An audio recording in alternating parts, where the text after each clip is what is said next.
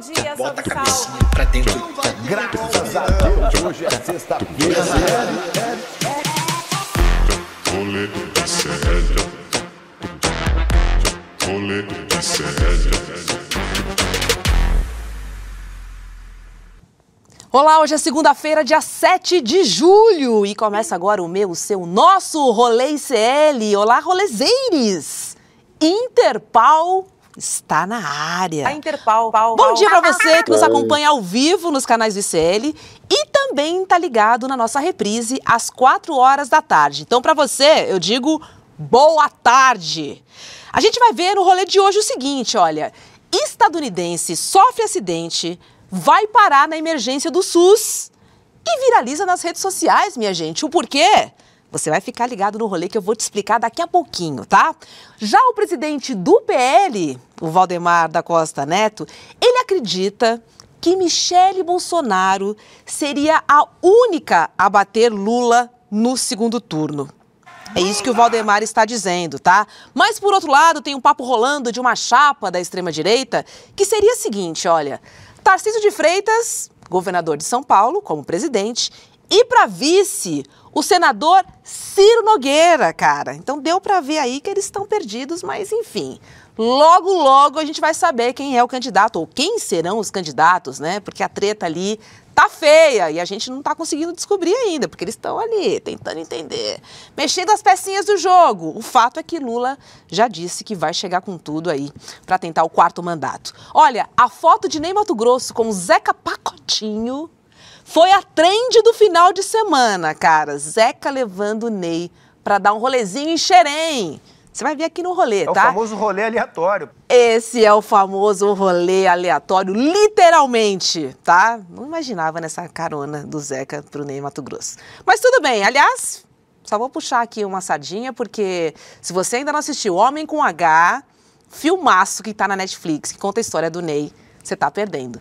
Meu, filme bom pra caramba. E hoje a gente também vai falar sobre os ataques racistas e gordofóbicos que a vereadora Keiti Lima vem sofrendo. Aliás, a gente vai receber a Keiti aqui no rolê, tá bom? E se você ainda não conhece essa vereadora combativa, que vai pra cima, ela é aqui de São Paulo, né? É só ficar ligado no rolê, porque eu tenho certeza absoluta que você vai gostar e vai entender por que a Keiti está sofrendo esses ataques. Eles são injustificáveis, na verdade, né? Mas é que ela fala, ela tá trazendo temas ali que ficavam embaixo do tapete aqui em São Paulo, tal. Quando você fala, o que acontece? Te perseguem, você é atacado. Aconteceu e acontece com Renato Freitas em Curitiba e acontece com Keiti Lima aqui em São Paulo. Fica ligado que daqui a pouco a gente vai conversar com a Keiti. Por hora, eu vou chamar o Vitão para dar a primeira dica da semana. Bom dia, meu amor. Bom dia, Hobbs. Tudo bem? Mais uma semaninha aqui de frio em São Paulo. A indicação de hoje é um filme que eu vi esse final de semana, muito bom, que eu já deveria ter visto, que ele concorreu ao Oscar, Nickel Boys, ou Reformatório Níquel, que é muito bom, acompanha a história desses dois amigos que são mandados para um reformatório nos anos 60, bem no meio da segregação racial dos Estados Unidos. Então é um filme bem dramático, mas é muito bom, tipo assim, os atores são muito talentosos, recomendo a todos, está disponível no Prime Video. E é isso, Hobbs, bom dia, bora lá. Olha, esse final de semana de frio aqui em São Paulo, eu dei cano em pelo menos 2 compromissos que eu tinha. Aniversário de Gabriela Varela no sábado, que eu não fui, sabe aquela clássica cochiladinha antes de sair, embaixo do cobertor? Pois é, acordei 7 horas da noite. Não fui no nível de Gabi Varela e não fui na festa junina com Chico Sá. Outro compromisso que eu dei o cano, Chico, Gabi, me perdoem, mas esta que vos fala é uma dorminhoca parceira da Netflix. Guga Noblar, deu pra perceber, não marca Falando compromisso comigo não, hein? Marca nada Pois comigo é. não, hein? Tamo junto, eu sou desse time aí também. Que dorme, que vê Netflix.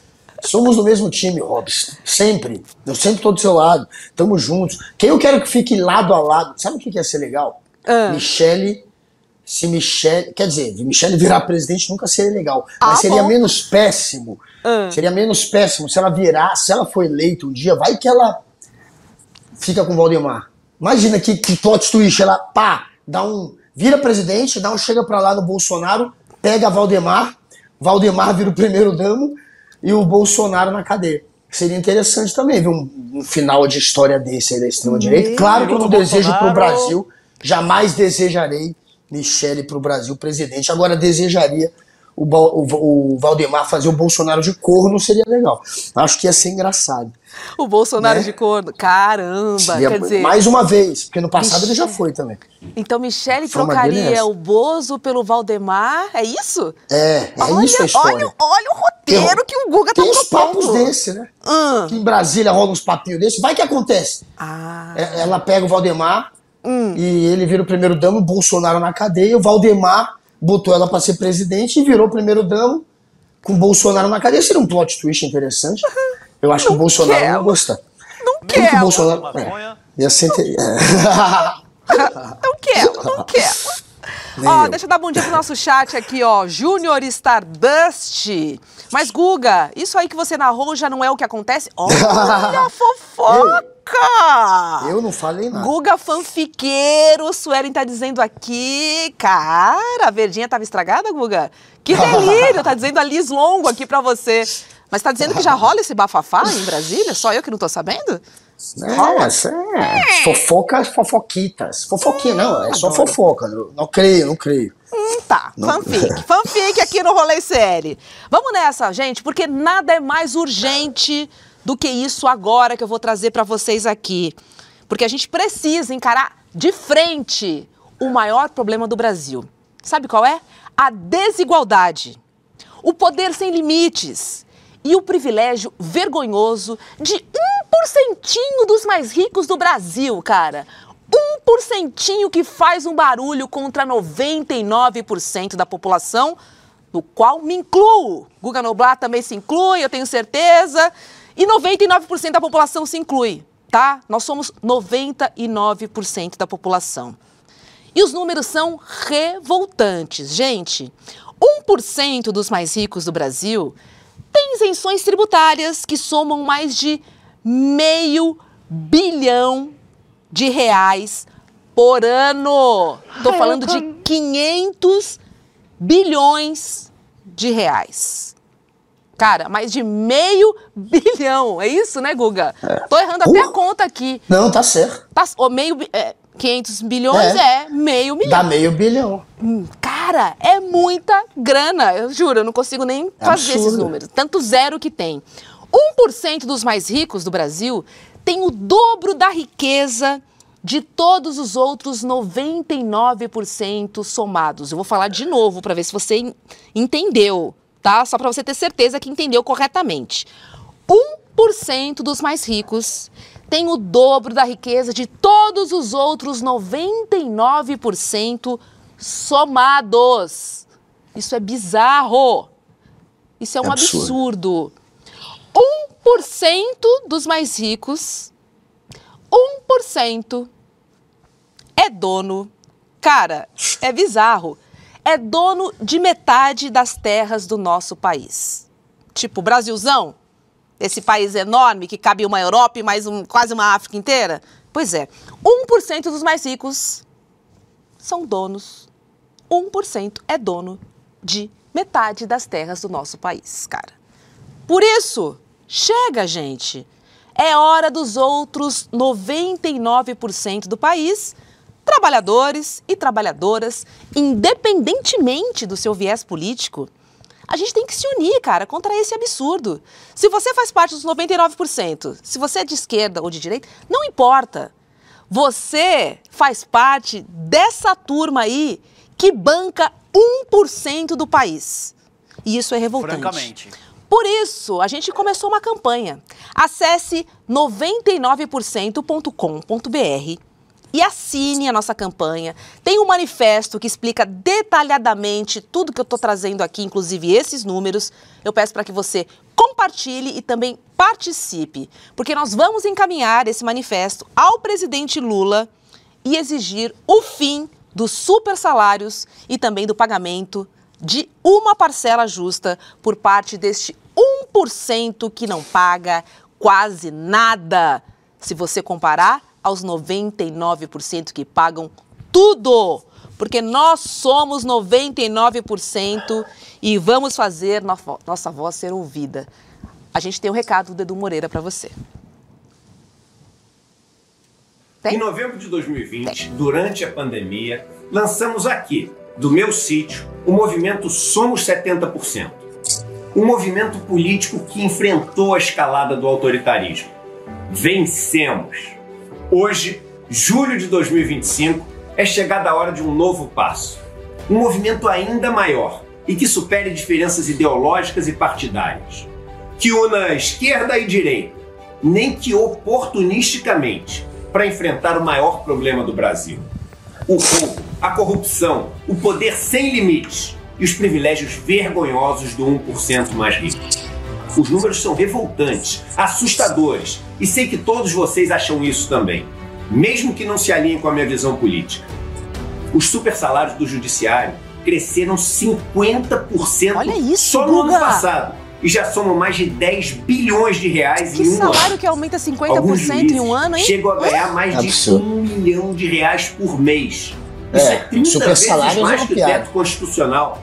1 milhão. Outras dezenas de Você milhares sai juntando, ganham mais de ganha 100 1 milhão mil por mês, reais absurdo. por mês. Mais que o dobro do De teto. dinheiro público. Dinheiro do nosso suor, do imposto que pagamos no pão, na conta de luz, Nem o no gás de presidente da cozinha, República ganha e isso, ainda cara. tem direito a Tá de 60 sacanagem. dias de férias. E quando agem fora da lei, tem como punição o direito de se aposentar com seus salários É altíssimos. sensacional. Ainda É tem essa sensacional. Nossos aposentadoria. deputados e senadores custam 15 bilhões de reais por ano. 15 bi. Quase todos usam o direito de contratar 25 secretários para enriquecer por meio de rachadinha e bancar com dinheiro público seus caprichos pessoais.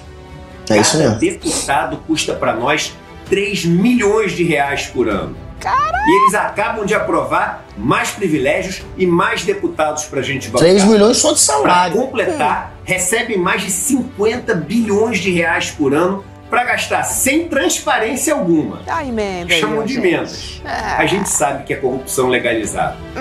Enquanto fingem que brigam diante das câmeras, esbaldam-se com o dinheiro que a gente paga em impostos. Aliás, falando em impostos, o 1% mais rico também ri da nossa cara e pisoteia nossa dignidade.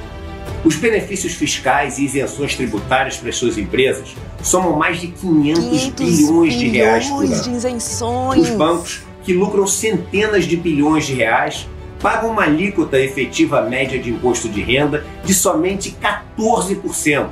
O trabalhador da classe média paga 27,5%. Que banco que E quando ganha eles tanto só quebram paga os 14? bancos, adivinha quem paga a conta? Você sabe, somos nós também. Trouxas, No somos campo a nós. situação é ainda pior. O 1% mais rico tem quase metade das terras do Brasil e recebe quase R$500 bilhão de ajuda nos planos safra. Não pagam delícia. impostos sobre as suas exportações e, pasmem, devem 200 bilhões de reais para o Estado. Enquanto isso, os agricultores pequenos e médios, responsáveis por quase toda a comida que a gente coloca no prato, sofrem para seguir existindo, safra após safra. Não é de se estranhar que, com tanta moleza, o 1% mais rico do Brasil tenha quase o dobro da riqueza que os outros 99% somados. Dá golpes de bilhões de reais e não vai preso. Deve bilhões de reais e não paga. São donos dos bancos, são donos dos juízes, são donos do Congresso, dos jornais e das terras. Querem o banquete, Aliás, mas não querem enquanto pagar a você conta, né? assiste esse vídeo, estão todos em Portugal, juntos. Os que se dizem de direita e os que se dizem de esquerda, no evento promovido por um ministro do Supremo, para fechar negócios e articular novos privilégios. Chega! Exigimos o fim dos supersalários e a obrigatoriedade do cumprimento do teto. O fim da farra das emendas secretas, a diminuição dos impostos dos trabalhadores e o pagamento de uma parcela justa por parte do 1%. O fim da mamata e da impunidade dos deputados e senadores. Punições severas para políticos, juízes, banqueiros, militares e empresários que agirem fora da lei ou roubarem o nosso dinheiro. O pagamento das dívidas dos grandes donos de terras e das grandes empresas. O fim dos subsídios fiscais bilionários para as grandes empresas. A proibição de eventos vergonhosos e sem transparência, como esse em Portugal. Com nosso e um dinheiro. governo que funcione para quem trabalha, e não para quem vive de herança e de renda. Depois, a gente pode voltar a brigar e discutir. Agora é hora de nos unirmos para enfrentar o verdadeiro inimigo desse país. Não importa se a gente gosta ou não um do outro. Estamos todos juntos nessa e não aguentamos mais essa palhaçada. Se você se sente explorado, enganado e revoltado com tudo isso, junte-se a nós. Assine, compartilhe, participe, porque se não formos nós, ninguém mais vai fazer. É agora. Juntos. Somos 99%. É isso, Guga. Hashtag somos 99%. Cola na hashtag, no seu post. Siga lá a nossa página, ó. Vai lá, acessa a nossa página 99%.com.br e assine esse manifesto. Leia o manifesto. É muito importante que você leia, porque você vai entender que essa é uma manifestação suprapartidária, não importa o seu posicionamento, a sua ideologia política. A pergunta é, eu faço parte desse 1%? Não. Então, se eu não faço parte desse 1%, eu não posso permitir que isso aconteça, Guga. O Brasil é o país mais desigual do mundo. Até quando? Pois é. A gente está lutando contra isso. Se você tá nesse 1% e também acha injusto, entra também nessa briga.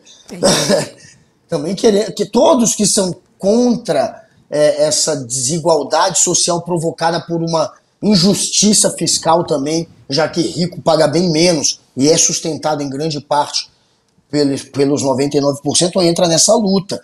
São 142 mil, se eu não me engano, 142 mil super ricos mesmo no Brasil. Se a gente só fosse para cima desses 142 mil pessoas e taxasse eles de uma maneira mais justa, cobrando 27% deles, do que eles têm, que eles tivessem pelo menos um imposto de renda que fosse maior, que chegasse a isso, porque eles não pagam. Pelo menos perto dos 27% que eu pago, que você paga. Exatamente, se eles pagassem só esse, os 142 mil, a gente já ia ter bilhões para resolver muitos, talvez já fosse o bastante.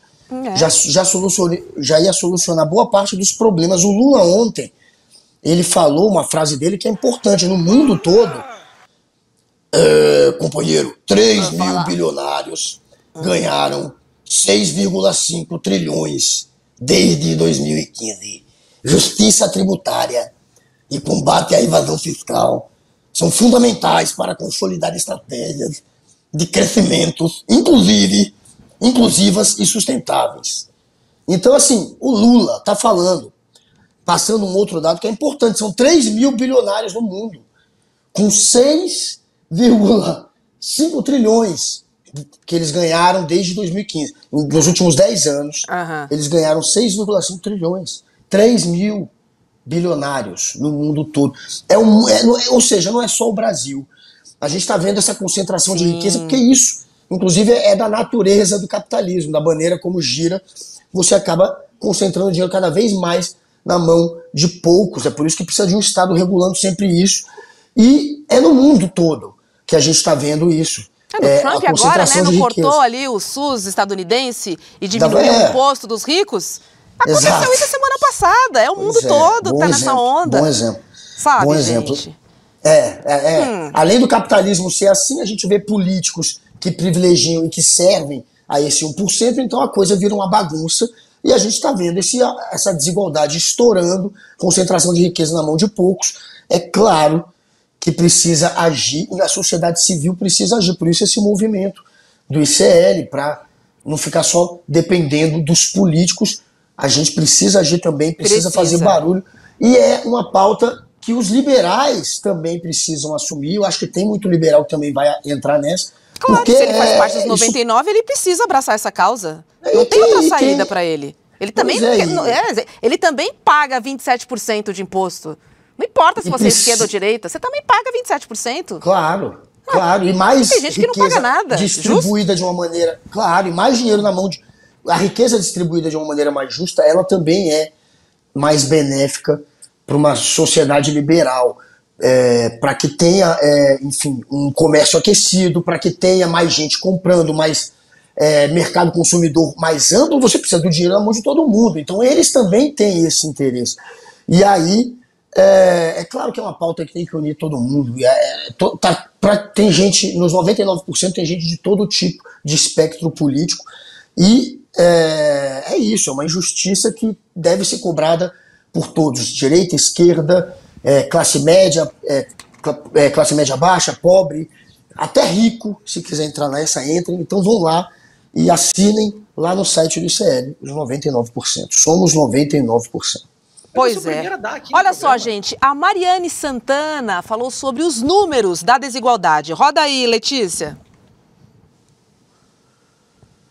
Letícia? Vitão? Alguém aí? Roda. Você ouviu isso direito? Que daria para acabar com a pobreza no mundo, não uma, não 2 vezes, mas 22 vezes. E mesmo assim a miséria continua sendo tratada como um problema de esforço individual. A verdade é que o mundo já produz riqueza suficiente para que ninguém mais passe fome, para que todo mundo tenha onde morar, para que ninguém mais morra por falta de atendimento básico. O problema não é a falta de recursos, nunca foi, é a falta de políticas de distribuição dessa riqueza. Porque esses recursos estão concentrados nas mãos de poucos e são protegidos por estruturas inteiras feitas para manter tudo exatamente assim. E o mais cruel, ainda tem gente tentando nos convencer de que o problema está em nós, que não somos produtivos, disciplinados ou esforçados o suficiente para merecer o básico. É isso, vamos trazer uns números aqui, ó, só para bater o martelo no que a Mariana está dizendo. Ó, 1% dos mais ricos, 1% ganha 36 vezes mais do que os 40% mais pobres. Tem mais. 10% dos mais ricos ganham 13,4... Pera aí que meu telefone tá tocando, porque a minha tia tá me ligando. Agora fazendo rolê ao vivo, tia! Não tá assistindo ICL, né? Não é a tia bolsonarista que tá ligando. Não tá assistindo ICL.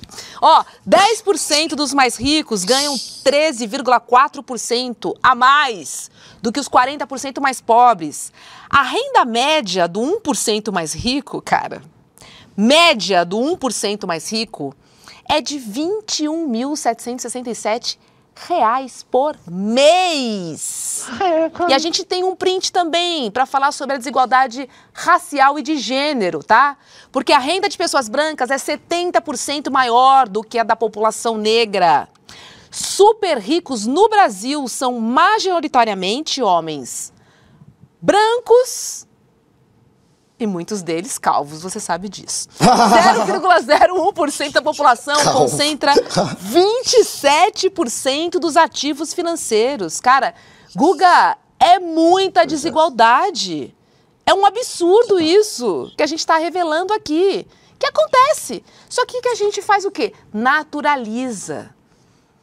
Paga lá o seu imposto, porque não tem como não pagar, né? E deixa 1% ali, ó, ter metade das terras do país, não pagar imposto nenhum, ter jatinho, fazer...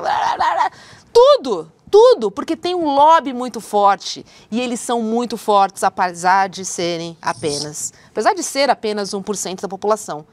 Então, assim, rico tributado, não vamos recuar, #somos 99. Vamos nessa, galera, vamos nessa, porque, olha, a gente precisa virar esse jogo. Lá nas Nações Unidas, o Haddad, ele lá quando ele estava lá fora do Brasil, na Convenção das Nações Unidas, né, ele falou, trata-se de um passo decisivo a taxação global dos ricos. O PT, gente, está fazendo uma campanha para uma taxação global dos ricos.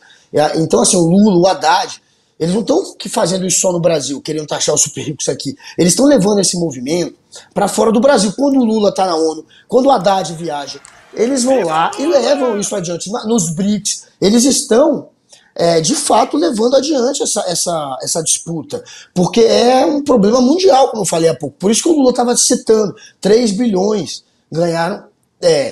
3 mil ricos ganharam bilhões, 6 trilhões em 10 anos. E aí o Haddad falou que taxar os super ricos globalmente, aí palavras dele, trata-se de um passo decisivo rumo a um sistema tributário global, mais inclusivo, justo, eficaz e representativo. Uma condição para que os super ricos do mundo todo finalmente paguem sua justa contribuição em impostos. Então, assim, e não é só indo para cima aqui no Brasil dos super ricos aqui, é no mundo inteiro. E o PT realmente está levando essa bandeira. E aí e tá aqui no Brasil, tá tendo esse movimento, né, de cobrar que os políticos parem de proteger os ricos. E tem uma galera tentando colocar isso na mesma balança dos ataques antidemocráticos. Pelo amor do 8 de janeiro, uma coisa ridícula. E aí eu vejo um bando de político que está prometendo anistiar golpista, que está fazendo parte do golpe, que não fez nada na época do Bolsonaro para proteger a democracia, que não fez nada para punir político golpista dentro do Congresso. Um bando de aliado de golpista, como o Arthur Lira, como o Hugo Mota, essa gente toda, o Caiado, essa gente toda. Se tivesse tido golpe, se tivesse acontecido, você acha que eles iam se colocar contra, ou você acha que esse Congresso ia ter dito amém, vamos nessa? Porque eles não fizeram nada naquela época. Seguem agora banalizando e apoiando o golpista, prometendo anistia e vem cobrar do Lula. Você está atacando a democracia e polarizando o Brasil. Vocês são uma piada, né? É isso. Vocês são malucos, né? Quem polarizou o Brasil e até a democracia não foi o Lula. Exatamente. É o seguinte, use a hashtag Somos99. Assine o nosso manifesto no 99%.com.br, tá? Já são mais de 60 mil inscritos. E você também pode fazer o seu vídeo indignado com tudo isso que a gente está falando aqui, tá bom? A gente vai exibindo aqui no Rolê ao longo do programa. Deixa eu trazer a nossa convidada, mas antes roda a vinhetinha aí, porque ela merece.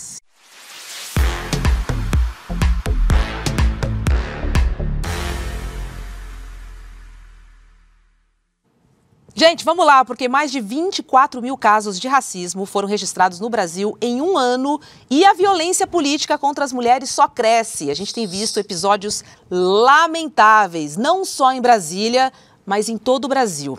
A vereadora Keiti Lima, eleita por São Paulo, ela foi alvo de ataques racistas, gordofóbicos e também foi ameaçada. Ela recebeu uma ameaça de morte. Entre elas, cara, foi uma mensagem que chegou na caixa postal da Keiti, fazendo referência direta ao assassinato de Marielle Franco. Dizia a mensagem o seguinte: tu não quer visitar Marielle Franco onde ela está, não? Esta foi a mensagem que a vereadora recebeu, tá? Vamos lembrar que a Keiti foi eleita como uma das vereadoras mais votadas da cidade de São Paulo. Keiti é uma mulher negra, favelada e de esquerda, e agora vem sendo alvo, então, de uma violência política que tem marcado a vida de muitas outras mulheres como ela. Por isso, nós vamos receber agora a vereadora Keiti Lima para conversar com a gente sobre isso. Keiti, bom dia para você, seja muito bem-vinda. Já te mandei uma mensagem e reforço aqui. Lamento por tudo que você tem passado. E, de novo, obrigada pela sua luta. Você não está sozinha. Seja bem-vinda.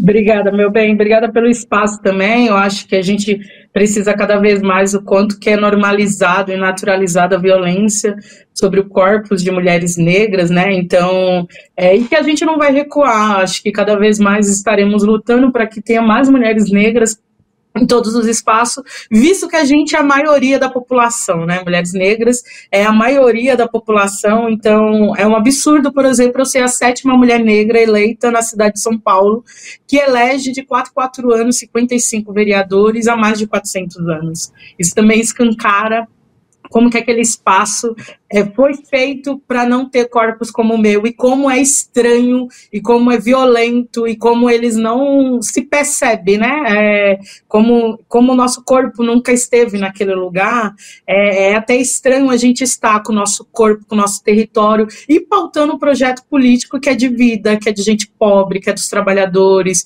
que é de 99%, como vocês estavam falando, assim. Exatamente, Keiti. A questão é o seguinte: levar para a casa do povo pautas como escola pública, sobre a favela, sobre a ausência do Estado nos territórios que nunca foram olhados, incomoda. E isso não pode, né, Keiti?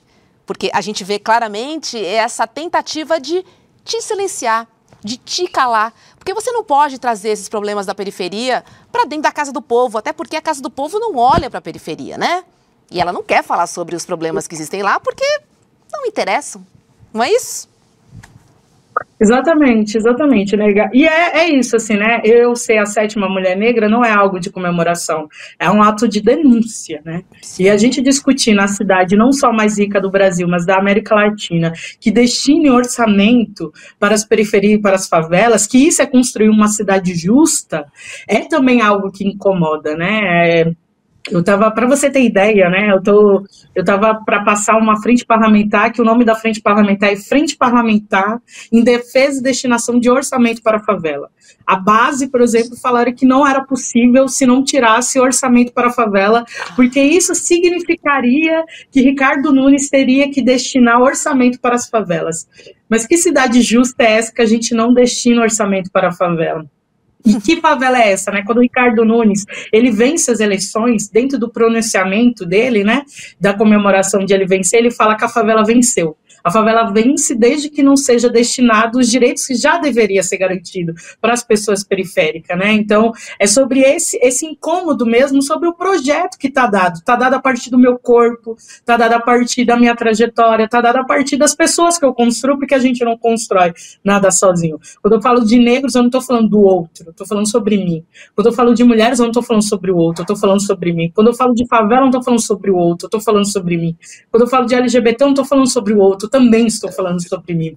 Porque é muito cômodo quando a gente fala sobre pautas que não atravessam nosso corpo. Eu não tenho uma opção de não falar, porque é sobre o meu povo que eu estou falando. É sobre a sua vida. É sobre o meu povo, é sobre essa pele que eu carrego, é sobre esse corpo, é sobre o meu existir de amar mesmo, de viver. E é isso, a gente precisa construir uma cidade que cuide de gente, que seja humano, que as pessoas possam existir, amar e viver plenamente, né? Acho que é essa grande luta.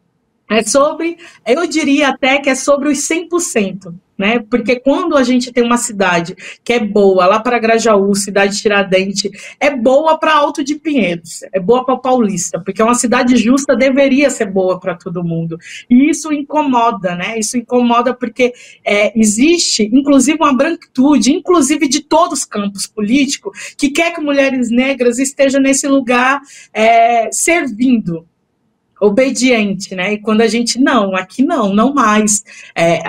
Esse caminho foi traçado a partir das minhas ancestrais. E honrar a minha ancestralidade é pautar um caminho de emancipação para todo mundo.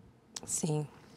Guga, vai lá você, mas vereadora, só reforça um pouco aqui, só finalizando, passando já, mas só reforça a importância da gente votar em pessoas que nos representem de verdade, com pautas que a gente acredita, na pauta da transformação, da mudança.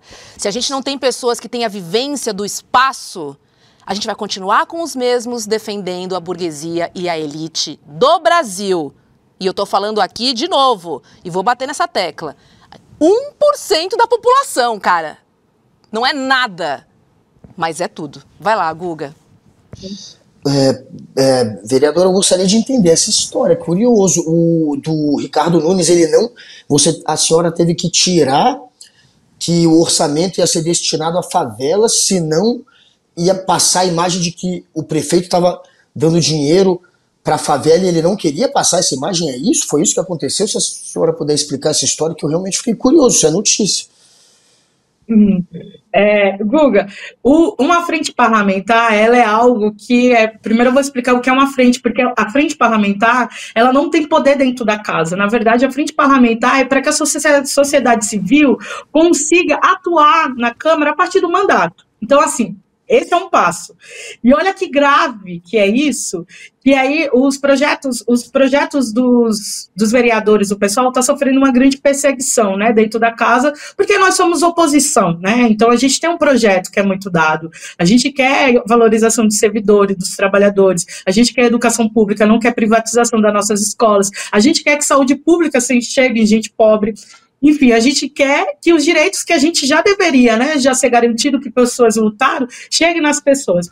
E para mim, não tem como a gente discutir nada sem a gente discutir o dinheiro da nossa cidade. Para onde está indo o dinheiro dessa cidade rica? Sendo que a gente saiu, há um mês atrás, um dado, que dependendo de onde você mora, você morre 24 anos mais cedo. Então, se você mora lá em Anguera ou se você mora em Pinheiros, isso determina se você vai morrer 24 anos mais cedo. Uau, porque não é só cabala da polícia.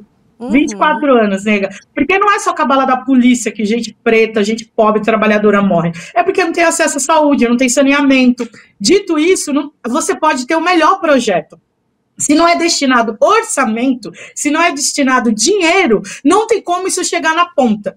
E eu discuto, a minha campanha e o meu mandato, ela é fincada a partir da discussão de orçamento. Eu quero que dinheiro chegue na trabalhadora pobre lá da cidade de Tiradentes. Eu quero que ela tenha o mesmo acesso de SUS que em Pinheiros tem. E aí a minha discussão é sobre orçamento, porque a esquerda discute orçamento a partir de uma lógica responsável fiscalmente, mas com justiça social.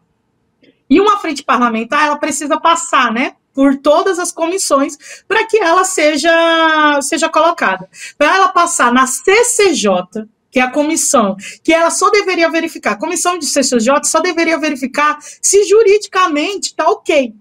Nada mais que isso. E juridicamente estava ok. Mas a base veio falar que nunca passaria essa frente parlamentar, porque estava escrito destinação de orçamento para a favela. E isso daria a impressão que Ricardo Nunes deveria destinar orçamento para a favela. E que isso não aconteceria. Olha que loucura e olha o nível grave que a gente está falando sobre essa política. Por isso que vocês estavam trazendo sobre a taxação, ela é muito importante.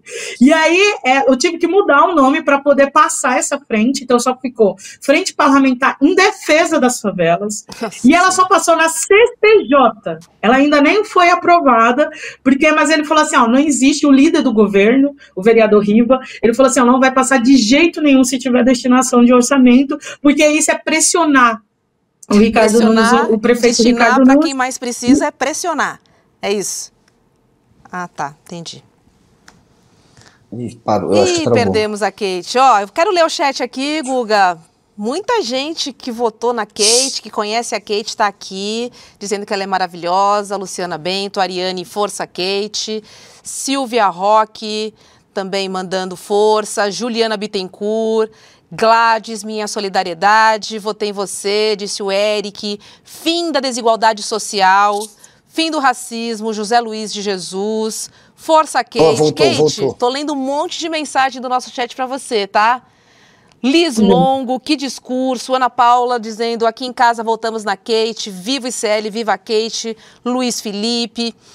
Bora pra cima, Alzira. Kate, te adoro, diva, disse a Letícia Lanhes. Ou seja, nosso chat muito com você aqui e entendendo, né, exatamente o ponto crucial que é, se a política não coloca quem mais precisa em primeiro lugar, ela serve para quem?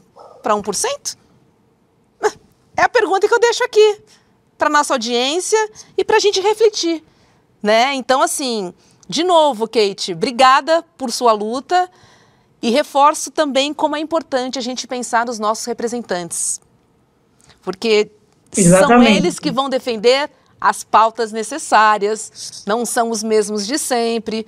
Vamos ficar de olho, galera, porque, assim, é a gente que bota lá também. Então, a gente tem uma parcela de responsabilidade bem importante aí nessa escolha, se a gente acredita num futuro de país menos desigual, na verdade, e se a gente acredita que o bem viver, ele só é um bem viver quando for para todo mundo. Se for só para 1%, tem alguma coisa muito errada aí.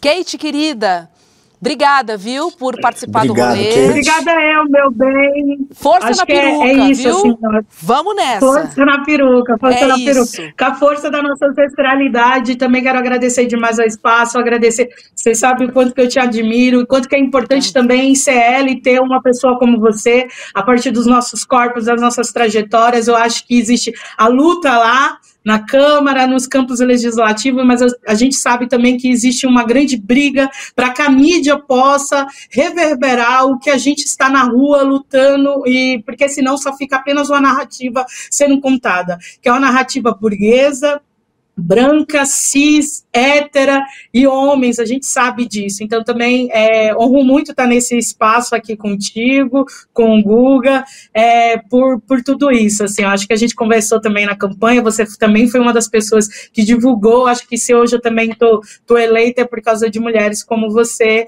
e a gente segue junto, segue lutando para que as futuras gerações não passem o que a gente passa, porque desde a época dos Palmares a gente está lutando por uma sociedade que tenha emancipação e que as pessoas possam viver bem. É isso aí, lutamos pelo bem viver coletivo. Muito obrigada pelas palavras. Obrigado, maravilhosa. Seguimos juntas. Beijo para você, Kate. Sim. Obrigado, Kate.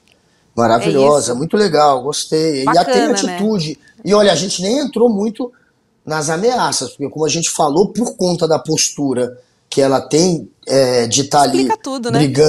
brigando por quem não tem voz, ela tá, claro, virou alvo também. E aí tá sofrendo ameaças. A gente nem entrou muito nesse ponto, mas é isso, é uma vereadora muito combativa e que bate de frente com os interesses de uma galera muito poderosa, então tá provocando ali uma galera e, claro, tá correndo risco, mas é isso. Parabéns pela postura da vereadora e aí, como ela disse, né, precisam ter perfis novos ali dentro.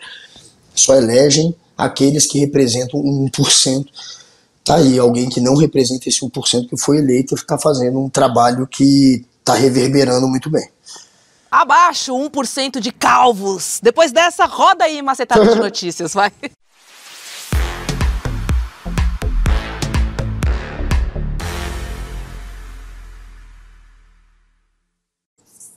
Olha, gente, num evento do PL em Guarulhos, Valdemar Costa Neto surpreendeu a plateia ao dizer que, entre todos os nomes da direita, só um conseguiria derrotar Lula em 2026.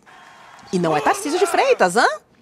Segundo ele, a única figura com potencial para vencer o presidente Lula em um segundo turno seria Michele Bolsonaro. O presidente do PL ainda fez questão de dizer que, mesmo inelegível, segura essa, hein? Bolsonaro continua sendo o candidato oficial do partido. Vamos dar uma olhada no que disse Valdemar Costa Neto. É só pérola atrás de pérola. Roda. É a única que bate o Lula no segundo turno. Em todas as pesquisas que nós fizemos, todas. Ixi, olha lá.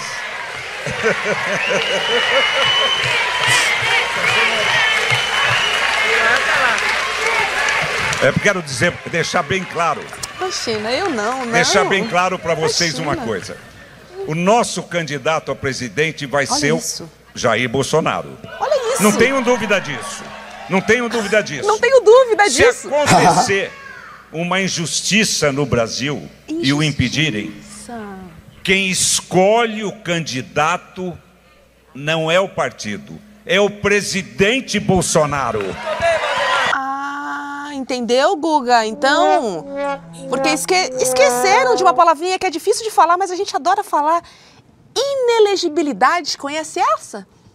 Tá valendo até onde sei, não? Piada. Gente. É porque o Valdemar faz parte dessa... O Valdemar, galera, a gente não pode esquecer, ele colocou a legenda dele, ele contratou um instituto privado chamado Democracia, Voto Democracia, Instituto Voto Democracia, uma coisa dessa, para criar um relatório contra as urnas. Ele fez parte do golpe, ele não virou réu, mas a gente não é idiota. Dentro da sede do PL aqui em Brasília acharam o decreto do golpe, um dos decretos do golpe, lá numa das gavetas de um dos funcionários do Bolsonaro. Ele usou o partido dele, que acabou multado em 22 milhões de reais, o Valdemar, para tentar desqualificar as urnas. Agora ele está aí ainda fazendo esse discurso golpista como se o Bolsonaro fosse ser candidato. Ele sabe que não será. Não só está inelegível, estará preso. Jair Bolsonaro pode ser preso. Se a gente pegar o cronograma criado agora pela Justiça, pelo Xandão, de oitivas, de testemunhas, de interrogatório, é lá pro fim de agosto. É isso. É lá pro fim de agosto. Talvez início de setembro, tá perto. Pode botar na geladeira, galera. Daqui a 2 meses, pode botar na geladeira, pode botar. Tem uma boa chance. Então Bolsonaro estará preso. O Valdemar vai esperar, obviamente, o Bolsonaro ser preso para parar de fingir que tá lutando pela candidatura do Bolsonaro, que ele sabe que não vai acontecer. O interesse dele, obviamente, é eleger a Michelle, porque a Michelle é mais fácil dele manipular, inclusive. Se o Bolsonaro apoiar um candidato do Zema, que o Zema ele nem gosta do Zema, Caiado, que ele também não gosta, ele vai apoiar nenhum dos dois. Tarcísio, aí ele apoiaria. Talvez Ratinho Júnior, ele apoiaria. Se ele apoiar um desses, o Valdemar perde o controle, fica muito longe do centro ali de poder mesmo. Quem manda no Tarcísio, quem tá ali do lado do Tarcísio fazendo a dele é o Kassab. O Ratinho Júnior não tem também proximidade com o Valdemar. Para ele interessa, obviamente, a Michelle, que não é política, que dependeria muito dele, que seria mais fácil, seria uma marionete na mão do Valdemar, seria mais fácil ser manipulado, ainda mais com o Bolsonaro preso. Bolsonaro na cadeia, Valdemar no ouvidinho dela, manipulando e usando ela de marionete se ela fosse presidente, para os interesses dele. Então, é o Valdemar, na verdade, fazendo campanha para ele mesmo, quando tá falando que a Michelle pode ganhar. E a Michelle, galera, por mais que esteja bem nas pesquisas, ela talvez esteja despontando como a melhor candidata da extrema-direita nas pesquisas, até à frente do Tarcísio levemente, ela não tem experiência política nenhuma. Eu quero ver ela num debate político, quero ver ela de fato numa campanha. Nossa, uma pessoa sem experiência nenhuma sendo jogada para ser presidente não é tão fácil. Então ela não foi testada. Agora o Valdemar está fazendo isso, essa campanha para ela, porque é muito mais fácil usar a Michelle do que usar o Tarcísio, que está muito mais distante dele. A Juliana Duarte aqui no chat. Namore alguém que te valorize como o Valdemar valoriza a Michelle. Olha isso! Michelle, estão tentando dizer que ainda tem força. E o gadinho mugindo, aplaudindo. Gente, Valdemar com aposta perdida. Fecha aqui o Sérgio Zen sobre essa cara do Valdemar Costa Neto, que não cansa de passar vergonha. Mas vamos lá. Vamos seguir aqui, porque durante a cúpula do BRICS no Rio de Janeiro, um ato na praia de Ipanema chamou a atenção. 1000 bandeirinhas, né, coloridinhas ali, do arco-íris, né, que representam a comunidade LGBTQIAPN+, e 10 forcas, então foram 1000 bandeirinhas e mais 10 forcas, elas foram instaladas na areia da praia, até num protesto contra o regime do Irã, que foi admitido pelo bloco recentemente. A ação aconteceu na altura de um dos principais pontos do encontro da comunidade LGBT no Rio. A intervenção, agora veio parte curiosa para a gente conversar aqui. Foi organizada pelo Stand With Us Brasil, uma ONG de Israel, Guga. Entendeu quem fez a manifestação? Uma ONG de Israel. E entre os cartazes expostos, uma das frases dizia assim, ó: o Irã mata gays em praça pública. Vamos dar uma olhadinha no vídeo e eu quero conversar com você sobre essa manifestação, seu Guga Noblar. Olha lá, ó. A gente vê as bandeirinhas ali, ó, fincadas na areia, os cartazes dessa ação organizada por uma ONG de Israel. Tá? O Irã mata gays em praça pública. Agora, olha só, Guga, na internet o protesto dividiu opiniões, tá? E muitos acusam a ONG de usar a pauta LGBT para fazer propaganda contra o Irã. Eu tenho alguns tweets aqui, ó. Bota aí na tela pra gente ler, por favor.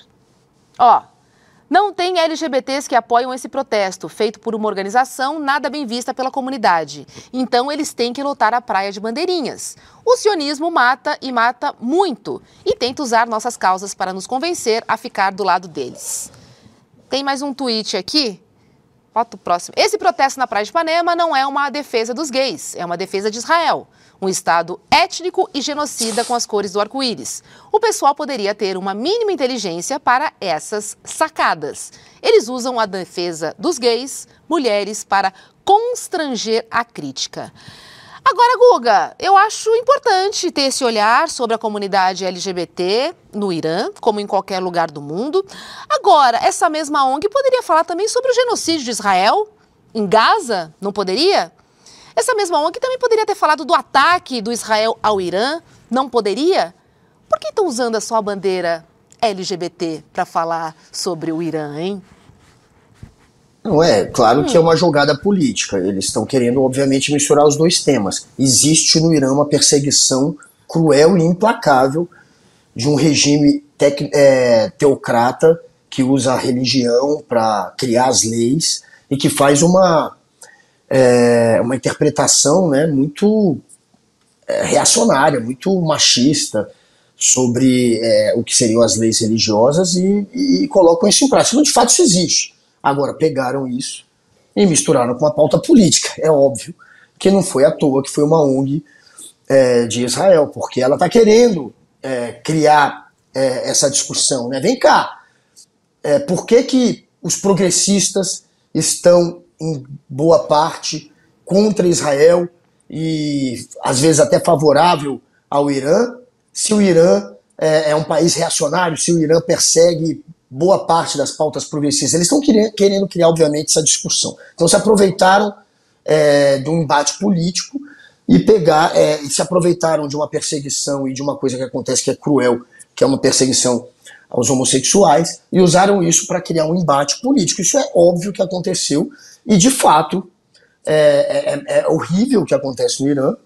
E se essa ONG quisesse ser justa, ela deveria mostrar a crueldade que existe dos dois lados. No caso de Israel, hoje tem um governo, que é um governo também reacionário, que é um governo fascista, Sim. que é um governo que persegue, que provoca, que está querendo expulsar as pessoas de Gaza e que está, sim, provocando um genocídio, que é terrível que eles estão fazendo. Sim, poderia também denunciar e deveria também denunciar isso. É isso. Helga dizendo, me sentindo representada no rolê de hoje. É isso aí, Helga, o rolê é nosso. SD Nix, Hobbs arrasou no figurino. Obrigada. Jaquetinha de couro laranja aqui fazendo sucesso nas redes sociais. Roda a vinhetinha, o programa tá quase acabando, mas a gente tem aquela clássica com o melhor que você não viu. Só aqui.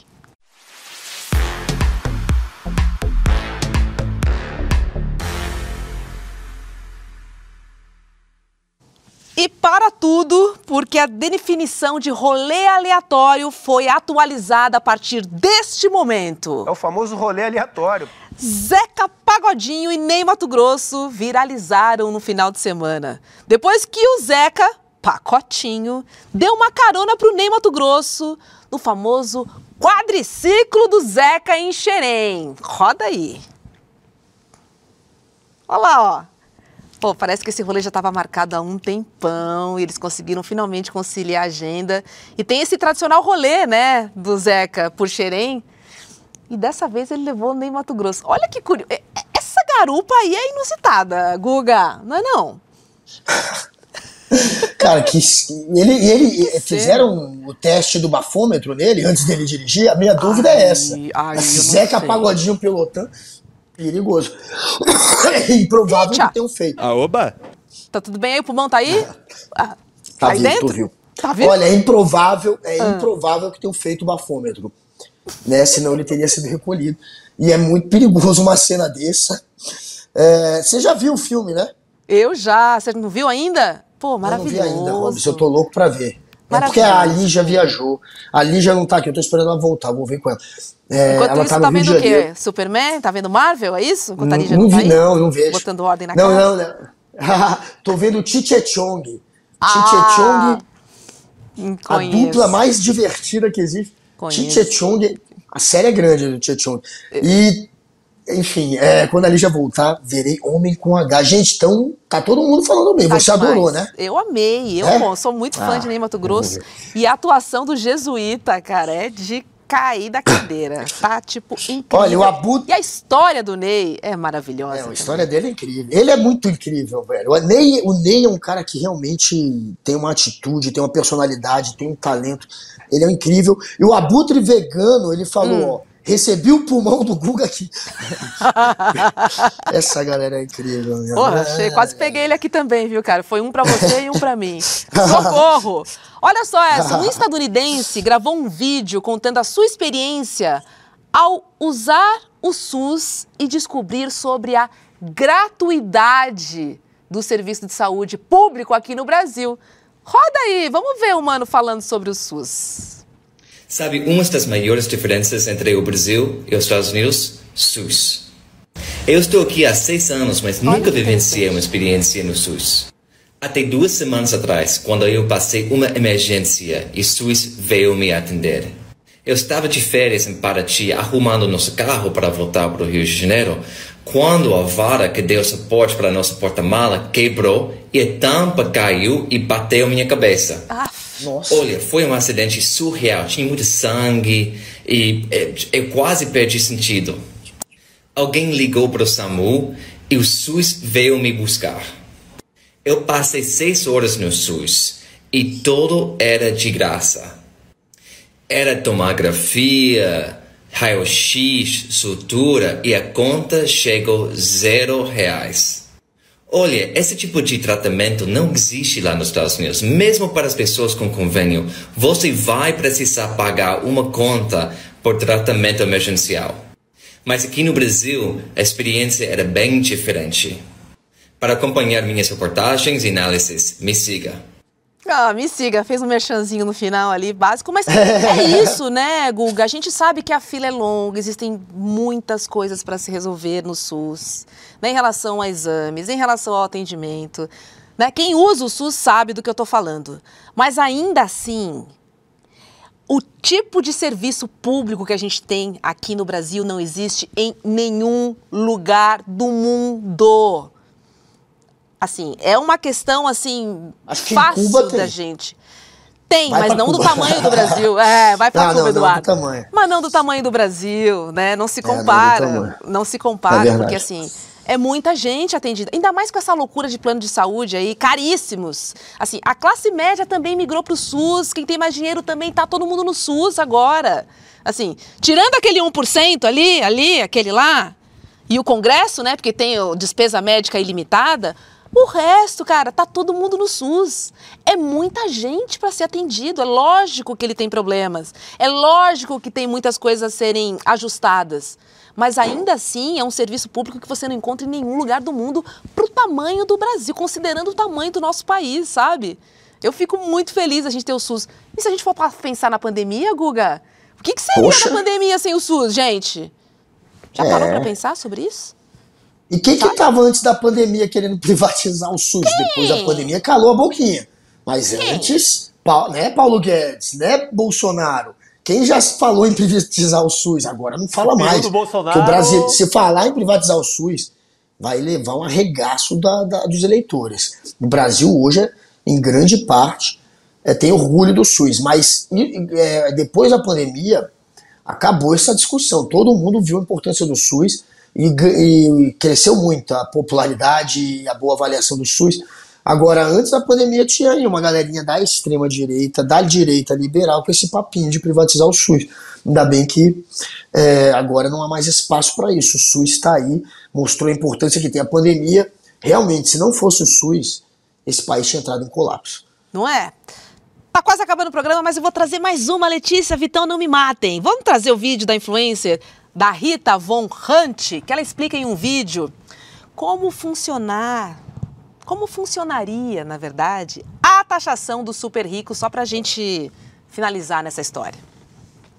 Se você somar a riqueza do Elon Musk, do Jeff Bezos e do Mark Zuckerberg, dá 1.240 bilhões. Não, por que alguém quer ter esse dinheiro todo?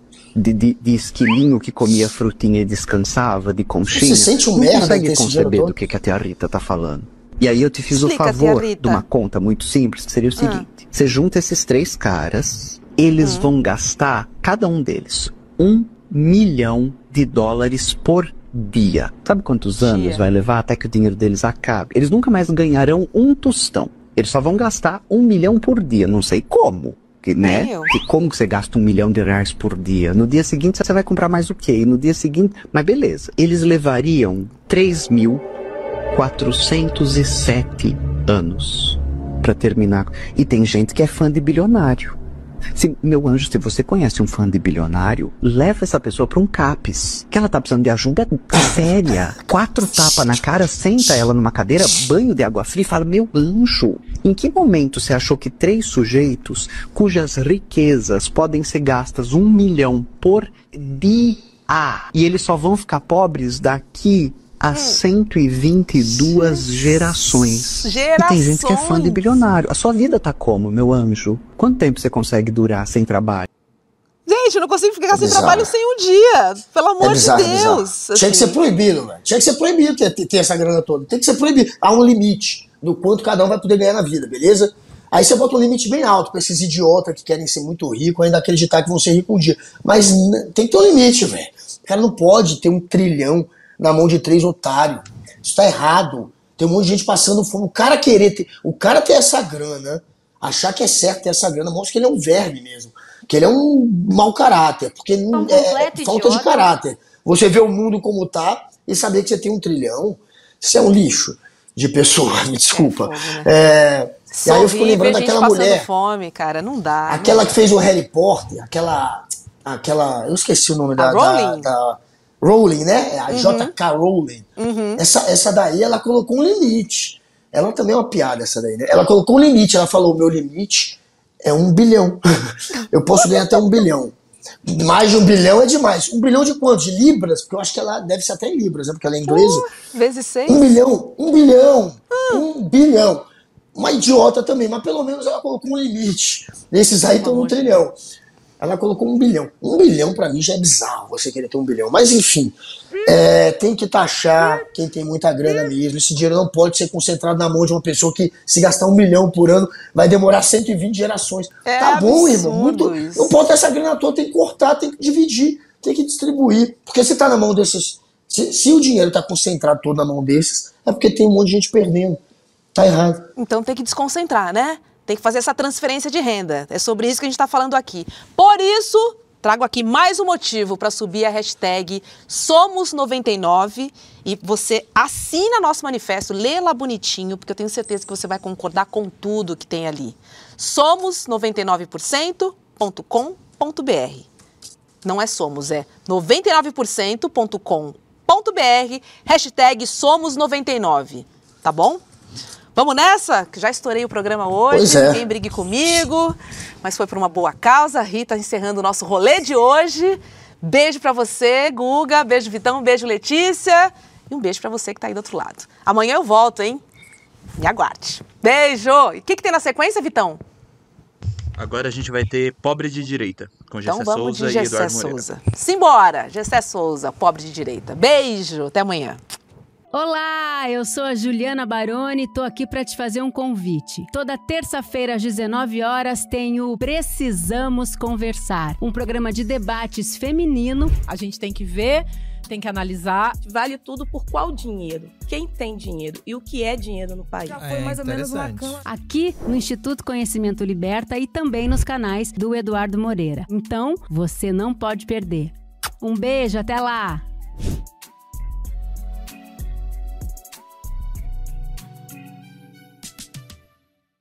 Você pode ir para qualquer país e fazer qualquer tipo de documentário.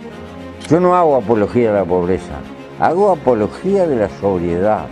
Agora, eu disse, vem, eu desafiei, vem aqui, para ver se eu tenho renda ou não.